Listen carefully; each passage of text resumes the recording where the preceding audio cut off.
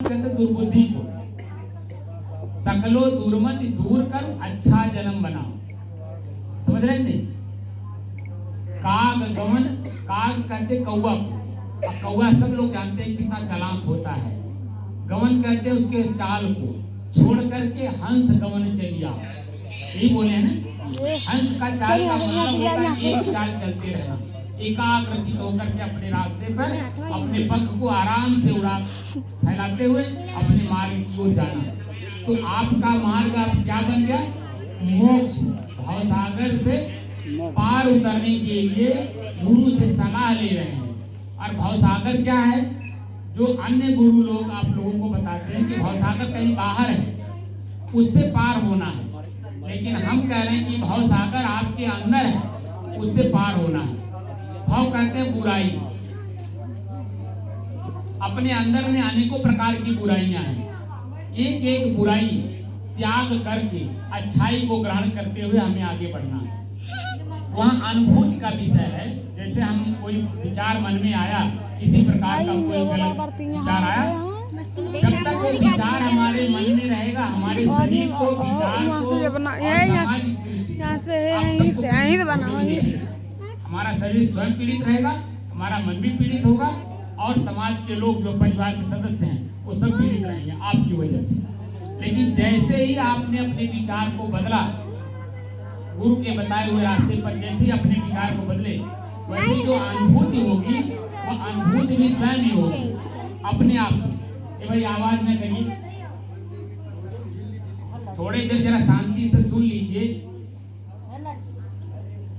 क्योंकि ये जो आवाज है जो मैं बोल रहा हूँ ये आपको आज तक ले कहीं मिला नहीं होगा और न मिलेगा भी। ये भी बात है, क्योंकि जो भी चीजें हैं हम वेद से लेकर के और अब तक जितने भी धर्म ग्रंथ पढ़ते हैं, सभी धर्म ग्रंथ एक ही बात कहते हैं कि स्वयं को पढ़ो। स्वयं को कैसे पढ़ेंगे और स्वयं के अंदर में जो बुराई है उससे हम कैसे पार पाए, कैसे अपने आप को अपने आप से बचाएं, बुराई ना होने पाए, इसके बारे में सलाह लेना। गुरु सिर्फ सलाह देते हैं, चलना स्वयं पड़ता है। और स्वयं जब चलेंगे तभी तो हमें अपना मंजिल मिलेगा। तो हमारी मंजिल क्या है? मुक्ति, मोक्ष इसको कहते हैं। तो मुक्ति का मतलब क्या होता है कि जिस बुराई से मेरा शरीर और मेरा मन पीड़ित है, उस बुराई से कैसे हम अपने जीवन को अच्छाई में बदलें और अपने मन को प्रसन्नचित करें और शरीर को भी खुशहाल बनाएं, ताकि जो है दोबारा वो काम कर सकें उत्साह पूर्वक, आनंद पूर्वक। तो पहली साखी में हमने क्या बताया? सकलो दुर्मति दूर कर अच्छा जन्म बनाओ, काग गवन गति छाड़ के हंस गवन चलिया। अब कह रहे हैं ए मर जीवा अमृत पीवा, क्या धस मरस पतार। स्वर्ग और नरक की परिभाषा जानते हैं आप लोग क्या है? वो तो बाहर में आपने सुना होगा कि स्वर्ग में हम जब मरेंगे तो स्वर्ग में जाएंगे, और जब स्वर्ग में जाएंगे तो वहाँ तमाम तरह की सुख सुविधाएं हमें मिलेगी। वहाँ एसी मिलेगा, वहाँ बढ़िया मिलेगा, भोजन बना हुआ मिलेगा, 56 प्रकार का भोग लगेगा हमारे सामने, और हमको कुछ नहीं करना होगा, सिर्फ बैठ करके भोगना होगा। लेकिन वो बाहर की जो स्वर्ग है और नरक है वो दोनों कल्पना है। आपके अंदर ही स्वर्ग है, ये कैसे जानेंगे? स्व जब शब्द को हम शब्द विच्छेद करके उसका अर्थ जानने की कोशिश करेंगे तो स्व अर्क, अर्क कहते सार, तत्व को। जैसे नींबू का सार क्या है? रस। मौसमी का सार क्या है?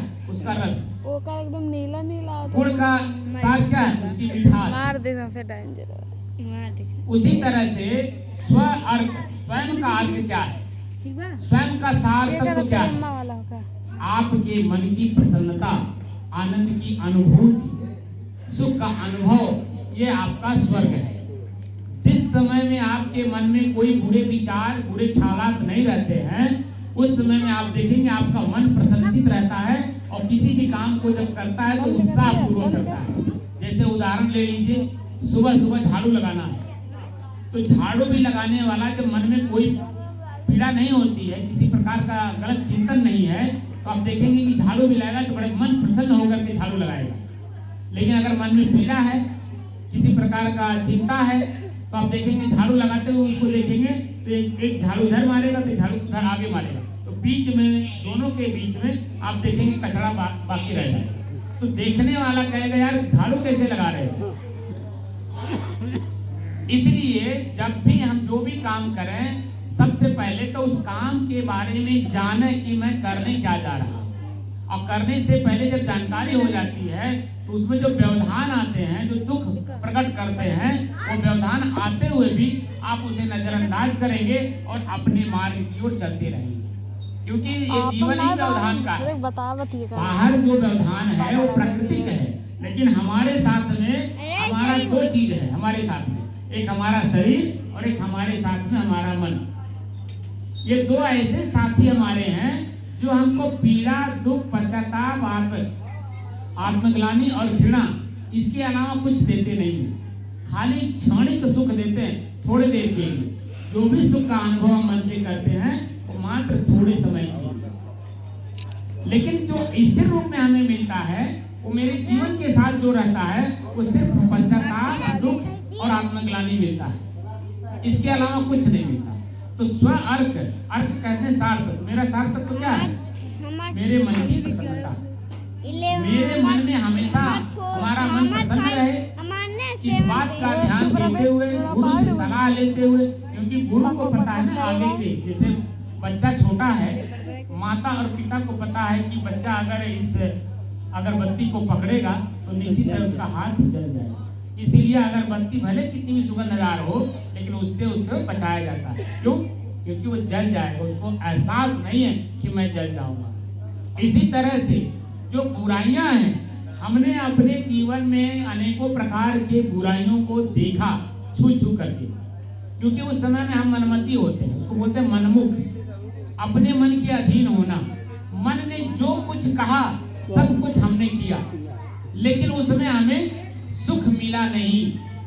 दुख और पीड़ा, पश्चाताप, आत्मग्लानि के अलावा कुछ मिला नहीं। लेकिन आज से जो हमारा नया जन्म हो रहा है, इस नए जन्म में जो गुरु से सलाह लेकर के हम काम करेंगे, तो गुरु को पता है ना किस कार्य में पीड़ा मिलेगा, किस काम में आनंद की अनुभूति होगी। और नरक क्या है? न अर्क इति नरक। जिस कार्य में मन में प्रसन्नता ना हो परिणाम में, वह नरक है। नरक का मतलब होता है मन दुखी होना। जिस काम को करने से मन बाद में पश्चाताप में डूबे, आत्मग्लानि में डूबे, उसे नरक कहते हैं। और वो अपने पास है, अपना मन ही हमें आनंद की अनुभूति भी कराता है और हमारा ही मन हमें आत्मग्लानि में भी डूबता है, दुख का अनुभव भी करता है। तो क्या कहा हमने? सकलो दुर्मत दूर कर अच्छा जन्म बनाओ, काग गवन गति छाड़ के हंस गवन चलिया, ए मरजीवा अमृत पीवा। मरजीवा का मतलब ये शरीर जो है, शरीर हम लोग है ना, तो जीव है, ये शरीर को छोड़ना, ये तो मरने वाला ही है। इसी शरीर से हम चाहे स्वर्ग प्राप्त कर ले और चाहे नरक प्राप्त कर ले, यानी अच्छा काम करके मन को प्रसन्नचित कर ले, और जो भी कुछ हम खाएंगे हमारे शरीर में खून बनेगा। लेकिन अगर हम दूध भी खाएं और पीड़ित मन से खाएं, चोरी करके उसे पिए, तो क्या मेरे शरीर में खून बनेगा? मन प्रसन्न होगा? क्या उत्साह उमंग होगा? कभी नहीं हो सकता। लेकिन वही परिश्रम करके अगर हम दूध पीते हैं, तो भले देखने में यादव जी की तरह शरीर हमारा उरूप जैसा हो, लेकिन उनकी आंतरिक जो ताकत है उसके बारे में उनसे मिलिए तो बता देंगे कि हम क्या चीज हैं। कहने का मतलब है जो मन की प्रसन्नता से कार्य किया जाता है उसमें काम करने की क्षमता बढ़ जाती है। लेकिन जिस कार्य को करते समय मन में पहले पीड़ा हो, आशंका हो, उसमें देखिए कभी अपने शरीर में उत्साह रह जाता है? कभी नहीं होता है। तो आपा तजय हरि भजय, नखसिक तजय विकार। आपा का मतलब होता है अहंकार। हमने किया, जैसे ये मैं कर रहा हूँ, ये मैं नहीं कर रहा, ये प्रकृति करा रही है। अपनी एक व्यवस्था में अगर हम इस तरह से चिंतन करेंगे तो मेरे अंदर में अहम नहीं होगा कि मैं इस गांव में आपका गुरु हूँ। मैं तो एक मार्गदर्शक हूँ, एक गुरु के रूप में मार्गदर्शक शिक्षक हूँ, खाली रास्ता बताने वाला। तो मेरे अंदर में घमंड नहीं होगा, और घमंड नहीं होगा तो जो मेरा अपनी स्थिति है शांति की वो यथावत बनी रहेगी। आपात है उसका त्याग करना कि मैं नहीं कुछ कर रहा हूँ, जो कुछ हो रहा है वास्तव में प्रकृति में हो रहा है, क्योंकि आप ही लोग कहते हैं भाव जो मैं चाह रहा था वो नहीं हुआ और जो मैं नहीं चाहा वो हो गया। ये बात भी तो कहते हैं ना आप लोग, नहीं कहते तो न चाहते हुए भी, क्योंकि ये प्रकृति में हो रहा है, क्योंकि प्रकृति में परिवर्तन है, क्षण क्षण परिवर्तन है, क्योंकि 5 चीजें एक साथ मिली हुई हैं। माटी भी उसी में है, पानी भी है, आग भी है, हवा भी है और आकाश। पांचों तत्व आपस में मिले हुए हैं और पांचों तत्व आपस में क्रिया करते रहते हैं 24 घंटा। 1 सेकंड के लिए बैठते नहीं। जैसे आप देख रहे होंगे दीपक जल रहा है, ये दीपक जब तक जलेगा आपको दिखाई देगा, लेकिन ये जब दिए में तेल खत्म हो जाएगा तो बुझ जाएगा। लेकिन ये जब तक जल रहा है, दीपक में तेल है, तब तक वो दिखाई नहीं देता। लेकिन वो जल रहा है, तेल को खत्म कर रहा है, ये दिखाई नहीं देगा। आधे घंटे के बाद पता चलेगा इसमें दिया में तेल नहीं है।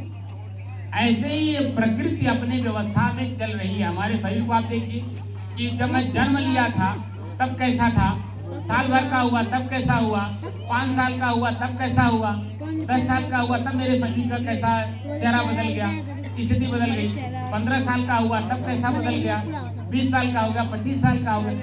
जैसे जैसे आपकी उम्र बढ़ती गई आपके चेहरे का रूप रंग बदलता गया।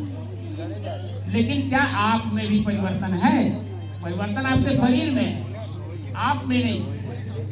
ये जो शरीर है ये मैं नहीं हूँ, ये मेरा है। तो जो मेरा चीज होता है वो मेरे से अलग होता है ना कि मैं होता हूँ। तो आप क्या हो? ये भाई भोजन कराइए एक साइड में, ये भोजन करा दीजिए। हम तो मंत्र का भैया हमारा मोबाइल बाबा और ये एक दिन पहले तो प्रसाद डेंजर मोबाइल में बाबा के डेंजर मोबाइल बा बाबा के भाई प्रसाद बांटिए, बाकी हम अपना काम करते रहेंगे। आप ये प्रसाद पहले बांट लो, 3 ले लो, खाओ 3 उठाओ और सबको सबको 8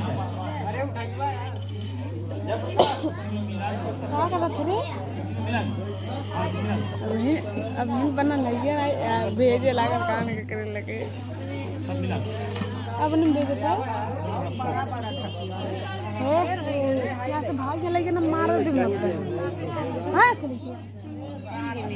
कोई बात नहीं, वो लोग अपना काम करेंगे, आप लोग मेरी बात को तोरा मखान है भाई अगवा खत्म हो गई है, वो अपना काम करेंगे। और इधर भोजन कराने वाले भोजन कराने के लिए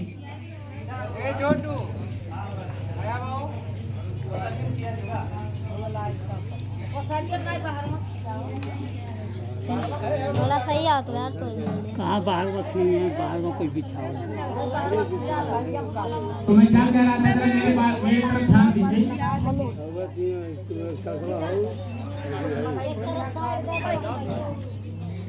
जो लोग बैठना चाहे सुनना चाहे वो शांति से सुने। जो जाने वाले लोग हैं उनको वहाँ तख्त लगा करके कुर्सी लगा के वही करा दीजिए, वो लोग जाते रहे अपना।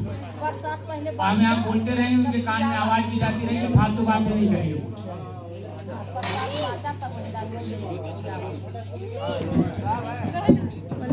क्या कह रहा था, ए मर जीवा अमृत पीवा। अमृत जानते जिसे कहते हैं न, अमृत इति अमृत। हमारा जो मन है, बार बार मैं इसी बात को कह रहा हूँ, दोबारा भी बता दे रहा हूँ, जिस कार्य को करने से मन में उत्साह हो, मन हो और काम करने का लालसा जगे उसे अमृत कहते हैं। और जिस काम को करने से मन में पीड़ा हो, बाद में आत्मग्लानि हो, दुख हो, उसे मृत कहते हैं। मृत माने मर जाना। तो हमारे जो वृत्ति है मन की, वो किसी भी काम को करने से उत्साह हो, मन हो और काम करने के लिए प्रेरणा देता हो, उस काम को पहले करना चाहिए। इसको कहते हैं अमृत। और जिस काम को करने से मन में दुख हो, पीड़ा हो, उसे कहते हैं मृत। यानी हमारा अपना ही मन मर गया, किसी काम को करना नहीं चाहता।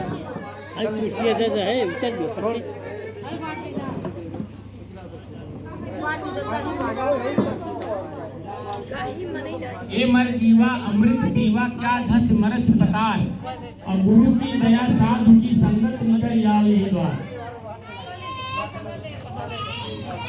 आपा तजय हरि भजय नखसिक तजय विकार, और सब जीवन से निर्भय रहे साध होता है साथ। आई पार्षदवा बात जपन ई का कर हम अब मैं अपनी वाणी में विराम देता हूँ, और जब आप लोग भोजन करेंगे जो लोग शेष बचेंगे बैठेंगे मैं उनको और बातें बता दूंगा।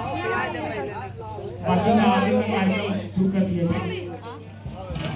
अरे हो पहले गाना हो हे बाबा, हे बाबा, आई काम का बताइए।